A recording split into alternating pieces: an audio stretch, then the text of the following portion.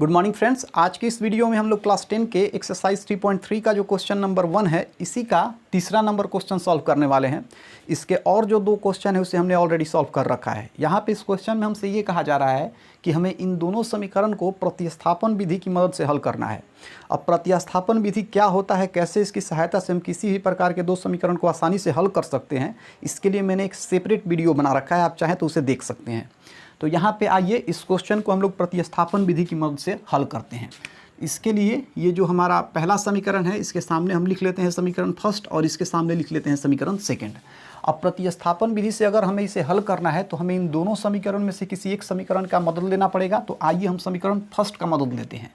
यहाँ लिखेंगे समीकरण फर्स्ट से, यहाँ क्या लिखेंगे, समीकरण फर्स्ट से। क्या है हमारा समीकरण फर्स्ट? तो जो हमारा समीकरण फर्स्ट है ये है 3x माइनस वाई बराबर 3। तो यहाँ लिखेंगे 3x माइनस वाई बराबर 3। अब यहाँ से आइए हम पहले y का मान निकालते हैं। तो यहाँ से अगर माइनस वाई को उधर भेजे तो प्लस वाई हो जाएगा, और 3 को इधर बुलाए ना तो ये 3 प्लस में है, इधर आएगा तो माइनस में हो जाएगा। तो इस चीज़ को ऐसे हम लिख सकते हैं। देखिए 3x को हम जो कहते हैं लिख देंगे, अगर 3 को इधर बुलाएंगे तो ये हो जाएगा -3 और यहाँ बराबर हो जाएगा। अब माइनस वाई को उधर भेजेंगे तो ये किस में बदल जाएगा, प्लस वाई में बदल जाएगा। तो यहाँ हमें मिला 3x माइनस 3 बराबर वाई। इसे हम चाहें तो ऐसे भी लिख सकते हैं कि y बराबर 3x माइनस 3। तो यहाँ हम लोग लिखेंगे y बराबर 3x माइनस 3। ठीक है। अब यहाँ पे y बराबर हमें मिला 3x माइनस 3। अब हम क्या करेंगे, y के इस वैल्यू को हम समीकरण सेकंड में रख देंगे। तो आइए इस चीज़ को हम यहाँ लिख लेते हैं। y का मान समीकरण सेकंड में रखने पर, y का मान समीकरण सेकंड में रखने पर, आइए y का मान हम लोग समीकरण सेकंड में रख के देख लेते हैं। समीकरण सेकंड हमारा क्या है, समीकरण सेकंड है 9x माइनस 3y बराबर 9। 9x माइनस 3y और बराबर में है 9। अब यहाँ पे 9x तो ज्यों का त्यों, माइनस 3 भी ज्यों का त्यों।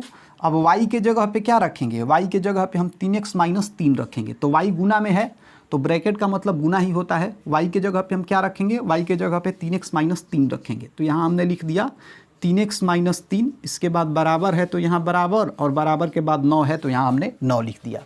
अब हम क्या करेंगे, अब हम इसे सॉल्व कर देंगे। तो आइए इसे हम इधर सॉल्व करते हैं। तो ये 9x ज्यों का त्यों, इसके बाद अगर -3 में और 3x से गुना कराएंगे तो हमें मिल जाएगा -9x। ठीक है। -3 में -3 से गुना कराएंगे तो हमें मिलेगा +9, और बराबर में तो हमारे पास 9 है ही। अब देखिए यहाँ पे थोड़ा आप ध्यान से देखिए, ये +9x और ये -9x कट जाएगा। ये +9x और -9x क्या हो जाएगा, कट जाएगा। अब यहाँ पे हमें मिल जाएगा 9 इधर और बराबर में ये वाला 9 इधर। तो देखिए यहाँ हमें मिल गया 9 बराबर 9। इससे पहले क्या हो रहा था कि जब भी हम लोग किसी समीकरण को हल कर रहे थे तो यहाँ हमें कोई ना कोई चर पद मिल रहा था, अर्थात x या y मिल रहा था। यहाँ आप देख सकते हैं x वाला तो पद खत्म हो गया और y वाला यहाँ है ही नहीं। आखिर ऐसा क्यों हुआ, आप सोच रहे होंगे ना। तो देखिए ये जो हमारा समीकरण है ना, ये जो दोनों हमारा समीकरण है, इन दोनों समीकरण का कोई एक हल नहीं होगा। इससे पहले जो भी हमने समीकरण हल किया उसमें क्या देखा था, हमने देखा था कि x का हमें एक मान मिल रहा है, y का हमें दूसरा मान मिल रहा है। ऐसा तो नहीं था ना कि x के हमें बहुत मान मिल जा रहे थे, y के हमें बहुत मान मिल जा रहे थे, ऐसा तो नहीं था। यहाँ पे क्या होगा ना, यहाँ पे x और y के अनेकों मान हो सकते हैं, अनंत मान हो सकते हैं। ठीक है। तो इसलिए अब इसके बाद हम इसको आगे सॉल्व नहीं करेंगे, हम यहीं पे इसे छोड़ देंगे। अच्छा, ऐसा क्यों लग रहा है, ऐसा कैसे पता चला मुझे कि इसके जो होंगे ना वो अनंत हल होंगे?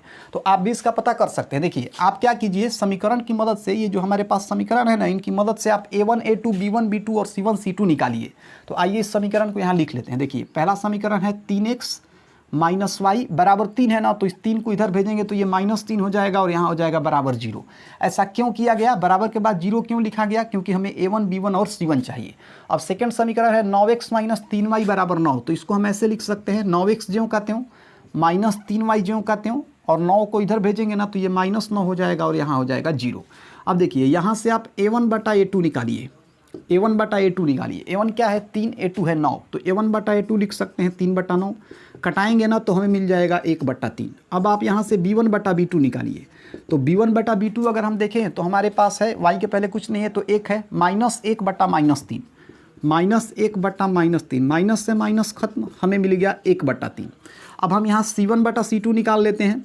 तो C1 अगर हम C2 निकालें तो ये हो जाएगा -3/-9, -3/-9, माइनस से माइनस खत्म, तितरी का 9, मतलब हमें मिला 1/3। अब देखिए यहाँ आप देख रहे हैं कि हमें मिल रहा है A1/A2 बराबर B1/B2 बराबर C1/C2, क्योंकि तीनों का वैल्यू 1/3 आ रहा है। जब भी आपको A1/A2 बराबर मिल जाए B1/B2 के और B1/B2 बराबर मिल जाए C1/C2 के, तो ऐसी स्थिति में मैंने आपको बताया था कि जो भी हमारे पास समीकरण होगा ना उसके अनंत हल होंगे। तो यहाँ भी वही स्थिति हमें मिल रही है। तो इस समीकरण के भी अनंत हल होंगे, कोई एक हल तो होगा नहीं। तो इसलिए अब इससे आगे हम नहीं बढ़ सकते। परीक्षा में अगर आपको ये क्वेश्चन मिले तो आप इतना तक ही करके इसे छोड़ दीजिएगा और नीचे ये चीज़ लिख दीजिएगा कि इस समीकरण के अनंत हल होंगे, हमारा काम हो जाएगा। तो इस तरीके से जो हमारा क्वेश्चन नंबर 3 था इसे हमने सॉल्व कर लिया। अब इसके बाद की वीडियो में हम इसी का क्वेश्चन नंबर 4 सॉल्व करेंगे।